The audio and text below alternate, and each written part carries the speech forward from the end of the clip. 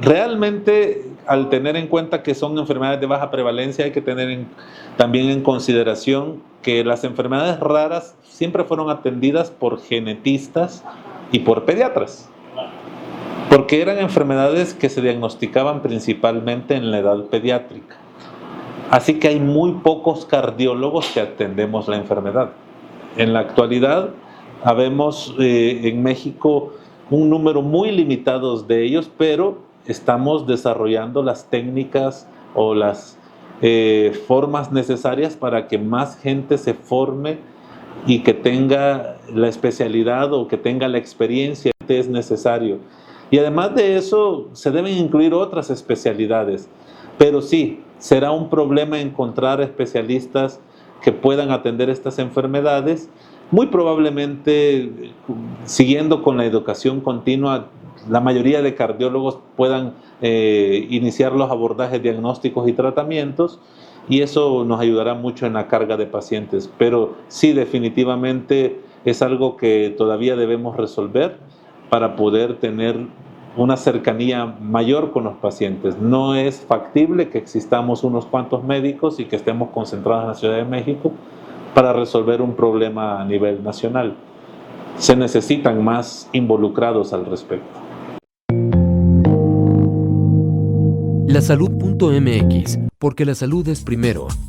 Presenta la entrevista. Hola, ¿cómo están? Mi nombre es Enrique Alexander Berríos, soy cardiólogo, especialista en imagen cardiovascular y miocardiopatías. Coordino la Clínica de Miocardiopatías y Enfermedades de Aorta del Instituto Nacional de Cardiología Ignacio Chávez, y además de eso soy el jefe de investigación del Hospital Español de la Ciudad de México. La amiloidosis, y principalmente la amiloidosis cardíaca, es una enfermedad que se relaciona al depósito de proteínas anómalas en nuestros tejidos. Para entender un poco eso, nosotros tenemos una serie de proteínas que deben tener ciertas funciones, y por algunas razones genéticas y algo otras adquiridas, estas proteínas llegan a alterarse en su estructura y ya no pueden ser utilizadas. Terminan infiltrando o depositándose en los tejidos, y al depositarse principalmente el corazón, podrían generar una estructura rígida que no puede funcionar con normalidad. Pero además del corazón, podrían depositarse en otros tejidos como la piel, los ojos, los riñones, diferentes órganos. Es una enfermedad multisistémica. La amiloidosis por transtiretina es un tipo de amiloidosis y es una de las principales en la actualidad, porque cada vez encontramos más personas con esta afección. Ese es el depósito de una proteína especial, que es la transtiretina, que normalmente se produce en el hígado en la mayor parte de los casos, y que debe tener una estructura compleja para funcionar. Por algunas alteraciones, nuevamente pierde esa estructura y se deposita en los tejidos, principalmente en el corazón, y también en la forma genética puede depositarse en el sistema nervioso, principalmente sistema nervioso periférico, y nos da síntomas de polineuropatía. La afección cardíaca se manifestará por engrosamiento de las paredes del corazón e insuficiencia cardíaca. Sí, de amiloidosis cardíaca conocemos más de 8 subtipos, entre ellas la amiloidosis transtiretina. Y de amiloidosis transtiretina conocemos 2 entidades: la genética, en donde encontramos mutaciones claramente identificadas en el gen de la transtiretina, y aquellos casos en donde no encontramos ninguna mutación, que en la actualidad conocemos como tipo salvaje o wild type en inglés, que también se conoce como la amiloidosis senil, porque afecta principalmente a personas mayores de 70 años de edad.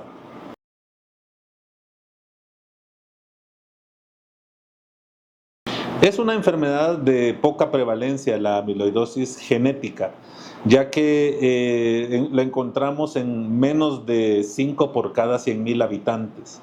No conocemos a exactitud la estadística de prevalencia en la población, porque muchos países no tienen una estadística actualizada. Sabemos que hay algunas poblaciones, por ejemplo, los descendientes de portugueses y también los descendientes de afroamericanos que pueden tener prevalencias mucho más altas.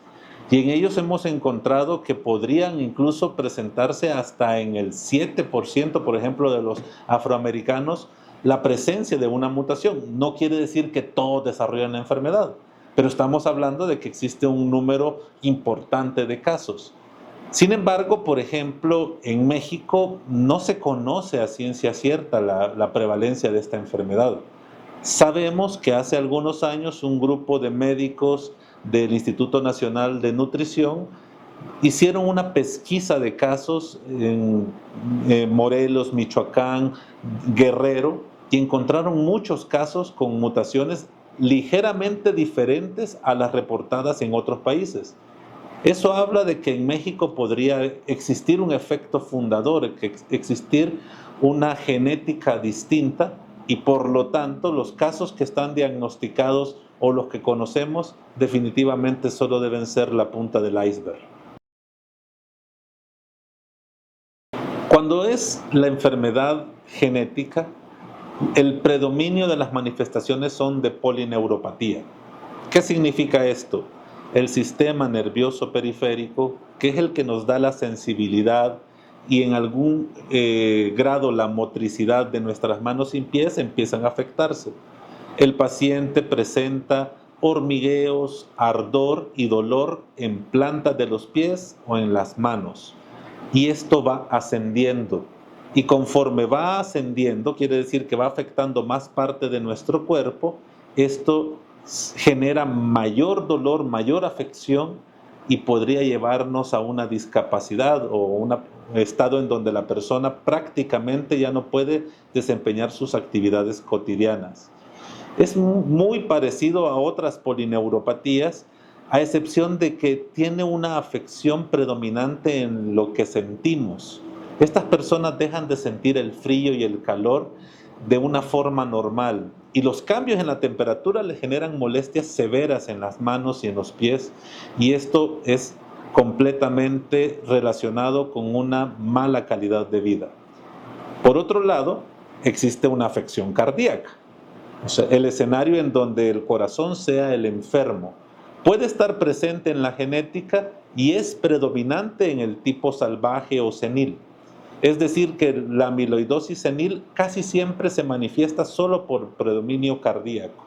En este caso, las personas presentan dificultad para respirar, dificultad para hacer sus actividades cotidianas. Con el tiempo pueden empezar a presentar hinchazón o edema de los pies, mayor dificultad para las actividades, desmayos o pérdida de conocimiento. Todo esto que se conoce como síntomas de insuficiencia cardíaca, y cuando no tenemos una causa clara de esta insuficiencia cardíaca, debemos sospechar amiloidosis cardíaca. Claro que sí, es una enfermedad que, para empezar, tiene múltiples manifestaciones sistémicas. Los pacientes con amiloidosis, además de las polineuropatías y los problemas cardíacos, pueden tener muchos trastornos digestivos. Presentan problemas para evacuar, algunas veces estreñimiento, algunas veces diarreas crónicas. También pueden presentar distensión y dolor abdominal. Pueden presentar también cambios en sus apetitos y por lo tanto tener baja de peso. Y todo esto se confunde con otras enfermedades. Además, las polineuropatías muchas veces se confunden con problemas articulares. Yo conozco casos que han sido diagnosticados como artritis reumatoide por muchos años y realmente lo que tenían era una polineuropatía que iba progresando. Por lo tanto, los dolores de manos y pies que podrían confundirse con un problema de artritis también nos puede llevar a un error diagnóstico. Y así, la insuficiencia cardíaca podría no confundirse en cuanto a sus síntomas, aunque también puede suceder, pero sí pasar desapercibida en cuanto a la causa de la insuficiencia cardíaca. Esto nos lleva casi siempre a que el retraso en el diagnóstico en amiloidosis cardíaca, en los países en donde tenemos estadística, ronda por los 7 años. Y al ser una enfermedad en donde un diagnóstico temprano es esencial para poder impactar en la vida, este retraso en el diagnóstico es nuestro principal enemigo de forma inicial para tratar de combatir la enfermedad. Primero que nada, se debe hacer más trabajo en divulgación como el que estamos haciendo sobre los síntomas de la enfermedad. Es decir, se necesita mayor conocimiento del público que cuando varios de estos síntomas, por ejemplo, tienes insuficiencia cardíaca y ardor en las manos y además de eso problemas digestivos, cuando vamos uniendo todos estos puntos, se debe sospechar la enfermedad. El paciente debe ser nuestro principal punto de referencia, pero para eso el paciente debe conocer que estos síntomas se pueden conectar. Y la mayor parte de las veces el público en general desconoce de estas conexiones. Y por otro lado, necesitamos más educación médica para los primeros contactos, ya que al ser una enfermedad de poca prevalencia, no tiene la atención necesaria en la mayoría de sistemas de educación médica, no tiene la atención necesaria antes de que terminemos la carrera y muy probablemente después de que ya estemos en una especialidad, no volveremos a entrar en contacto con estos temas. Por lo tanto, se necesita más educación médica para que tanto paciente como médico deban tener algo de conocimiento sobre la enfermedad. Lo primero que debemos tener en cuenta para abordar las enfermedades de baja prevalencia o enfermedades raras es que se necesita mayor conocimiento de esta. Después de eso vendrán abordajes diagnósticos que requieren una serie de pruebas. En la actualidad tenemos ya un abordaje diagnóstico en México. Recientemente fueron ya aprobadas algunos lineamientos de un posicionamiento que hicimos los médicos que atendemos esta enfermedad y en donde decimos los pasos que debe seguir para el diagnóstico y la forma de cómo conseguir los pasos. Creo que una vez que lo sospeches, lo más importante es que sigas los pasos de forma metódica, porque no hacer los pasos nos lleva a un exceso de estudios que definitivamente constituyen un costo para los servicios de salud, pero además de eso pueden ser sufrimiento para el paciente, puede ser pérdida de tiempo, pérdida de recursos para el paciente y no todos los estudios están libres de complicaciones. Así que dependiendo del caso, procederemos a la toma de un electrocardiograma, un ecocardiograma, algunos exámenes de sangre y posteriormente algunas pruebas más avanzadas que podrían terminar hasta en una biopsia, en la menor proporción de los casos. En la actualidad ha evolucionado o ha cambiado la forma de cómo vemos la amiloidosis, porque en el pasado era muy dirigido por la biopsia. Tenías que tomar un segmento de tejido y muchas veces o era nervio o era corazón, y eso no es fácil. En la actualidad, un estudio de medicina nuclear que se conoce como centellografía cardíaca, un estudio muy parecido al que se hace para detectar metástasis óseas, por ejemplo, que son las centellografías óseas tradicionales que conocemos, es algo que no es de difícil acceso y que con ciertos radiomarcadores, con ciertas sustancias que utilizamos y bajo ciertas condiciones, sustituye la biopsia. Esto facilita mucho el diagnóstico, principalmente porque es un estudio de no alto costo y segundo porque es un estudio no invasivo. De esta forma podemos llevar a un paciente a un diagnóstico adecuado de una forma mucho más sencilla, pero no debe ser nuestra herramienta inicial. No debemos utilizar la centellografía como tamizaje, como herramienta de pesquisa. No, la clínica debe ser la pesquisa y estudios básicos deben ser la pesquisa. Y ya después avanzar a una centellografía, en donde queremos ya confirmar o rechazar el diagnóstico. No tenemos una estadística clara de eso. Yo puedo decirte que en mi clínica de miocardiopatías he atendido más de 150 pacientes. Conozco datos de otras clínicas importantes de México en donde los números rondan por esa cantidad. Eso habla de que entre 5 o 6 hospitales en donde atendemos esta enfermedad tendremos unos 400, 500 pacientes. Sí puedo mencionarte que conozco muy de cerca la experiencia de Brasil, que presentó esta evolución hace unos 5 años. Y el número de pacientes creció exponencialmente con el desarrollo de las técnicas y con la sospecha diagnóstica. Y en la actualidad ellos reportaron solo de Sao Paulo una estadística de más de 700 pacientes en un solo estado. Claro, ellos tienen una descendencia portuguesa y como ya les había dicho antes, eso conlleva cierta cuestión genética. Pero sabemos que existen muchos casos, sabemos que los casos están ocultos.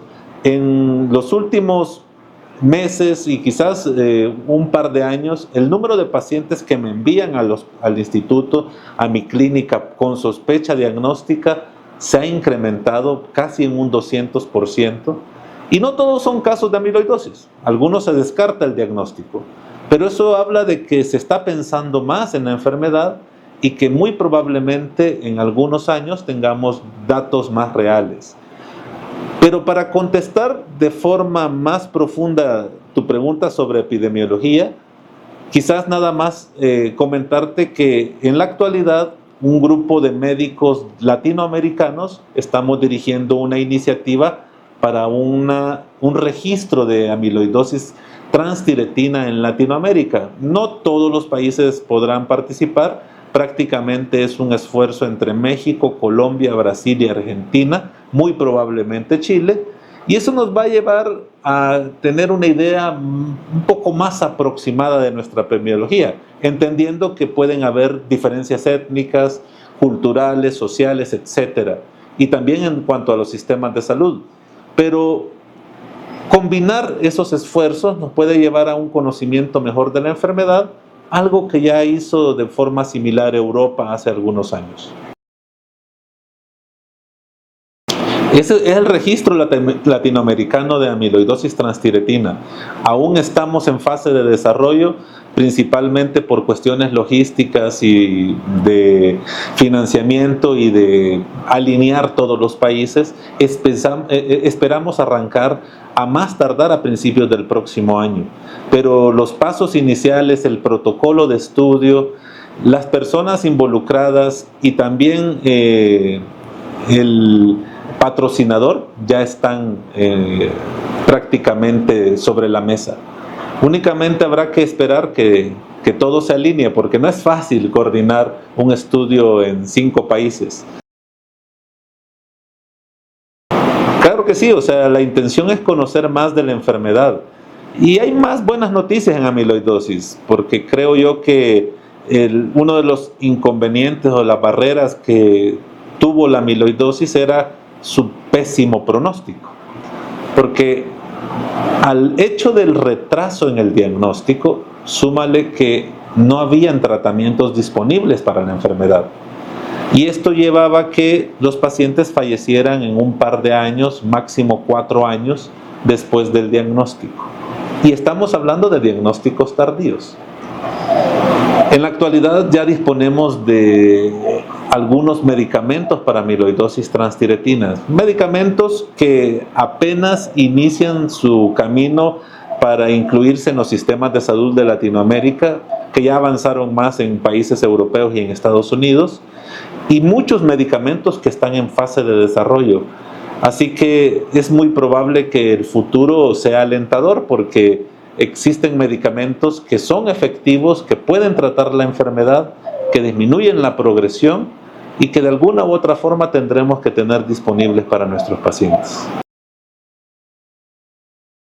Sí, eso es algo muy importante. También quisiera comentarte que hace unos años yo junto con otros médicos de todo el mundo iniciamos algo que se llama Collaborate, que es una iniciativa a nivel mundial que incluye médicos que atendemos enfermedades de baja prevalencia, pacientes y fundaciones de pacientes, y también administradores de los sistemas de salud. Esto incluyó prácticamente Latinoamérica, Europa, Asia, un poco África, no incluyó mucho Estados Unidos, sí incluyó Canadá. Y entre todos se encontró que existen muchas dificultades o muchas problemáticas en cuanto a las enfermedades de poca prevalencia, principalmente la amiloidosis. Una de las principales es el tema de los cuidadores, porque no es lo mismo un cuidador que es tu padre a un cuidador que es tu compañero de vida y que tiene 75 años igual que tú y que tiene enfermedades igual que tú. No es lo mismo que presentes una enfermedad en la infancia y que estés bajo la responsabilidad y los cuidados de tu padre, a que la presentes en la etapa final de tu vida y que ya estés pensionado, que ya no tengas condiciones para trabajar, que ya no seas un ente productivo. Todo eso dificulta mucho más las enfermedades raras en este tipo de pacientes. Y como tú mencionas, no solo afecta al paciente, claro que es el principal afectado, pero también afecta al cuidador, también afecta al entorno social. No tenemos ni en México ni en ninguna parte del mundo las políticas adecuadas para que podamos apoyar a estos cuidadores. Y definitivamente ellos tienen una carga muy pesada, con pocas herramientas. No solo estamos hablando de las herramientas económicas, que claro que son importantes, sino que las herramientas de apoyo psicológico, emocional, solidario, ellos carecen de todo esto. Y eso hace muy difícil la enfermedad en casa. Es una enfermedad social, no solo va a afectar a una persona, habrá que pensar que se afecta al cuidador y que no es alguien que pueda fungir como cuidador como tradicionalmente nosotros lo creemos o como lo pensamos. Primero que nada, el camino del paciente es muy prolongado en la actualidad, porque al desconocer la mayoría de médicos la constelación de síntomas o la unión de los puntos que pueden hacerte sospechar la enfermedad, muchas veces el paciente va a consultas que únicamente generan gastos, tratamientos inadecuados y retraso en su atención. Pero puede llegar un momento en donde tengan suerte, y yo lo pongo así como de forma enfática, y los envíen a un hospital de mayor nivel para poder ser atendido por especialistas. Cualquiera pensaría que desde ese momento hasta que lo ve el especialista todo está resuelto, y la realidad es que no. Pasan muchas cosas en ese camino. Es muy difícil para las personas llegar a los hospitales de referencia, y muchas veces es muy difícil mantenerse en el hospital si es de zonas muy alejadas y si no tienen los recursos suficientes para hacerlo. Después de eso, una serie de estudios, y después de eso un acceso a un tratamiento que será difícil definitivamente. Muchos retos en el camino del paciente, y la única forma de que podamos mejorar este camino y solucionar estos retos es primero generando una conciencia sobre la enfermedad, una enfermedad que afecta a un grupo pequeño de población, pero que si vemos el entorno social tendremos mucho mayor impacto en cuanto a epidemiología, en cuanto a números. Un problema que cada vez es más grande y un problema que debemos solucionar todos de forma conjunta o de forma coordinada también. Y tratar de hacer ese camino lo más amigable posible. Por ejemplo, en mi hospital tenemos algo que es fundamental para nosotros, que es el albergue. El albergue es una zona en donde pacientes y familiares pueden hospedarse un par de días sin costo y dándole los alimentos, mientras logramos todo ese abordaje diagnóstico y mientras nosotros podemos hacer las pruebas necesarias. Esto sin hospitalizar al paciente, porque es todo ambulatorio, pero el paciente puede por telemedicina, por una aplicación, avisarnos que va a llegar y nosotros generamos los arreglos necesarios para poder recibirlo, programar su estancia y de esta forma hacer mucho más fácil el viaje del paciente y que sea más eficiente para nosotros también.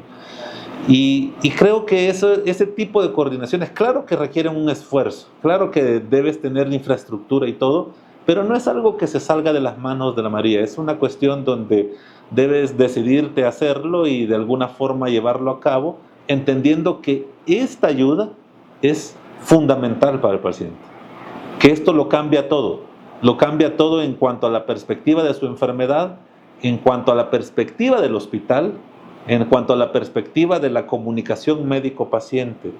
Y eso podría ser el paso inicial para una mejor salud para nuestros pacientes. Para amiloidosis transtiretina en el pasado se utilizaba el trasplante de hígado y se hizo mucho, incluso el Instituto Nacional de Nutrición fue uno de los pioneros y que más hicieron al respecto. De alguna forma, entendiendo que esta proteína se produce en el hígado, el reemplazar el hígado por otro tiene algún sentido y tiene algún beneficio. Pero todos sabemos que los trasplantes no es algo fácil de forma logística y que después del trasplante requiere tratamientos inmunosupresores que también no son sencillos. Posterior a eso pasamos a una serie de fármacos que nunca lograron mayor evidencia. En otros tipos de amiloidosis hubieron mayores avances, como en la amiloidosis de cadenas ligeras, que se parece mucho al mieloma múltiple, una enfermedad de la sangre, y los tratamientos son muy similares y el avance fue gracias a esto.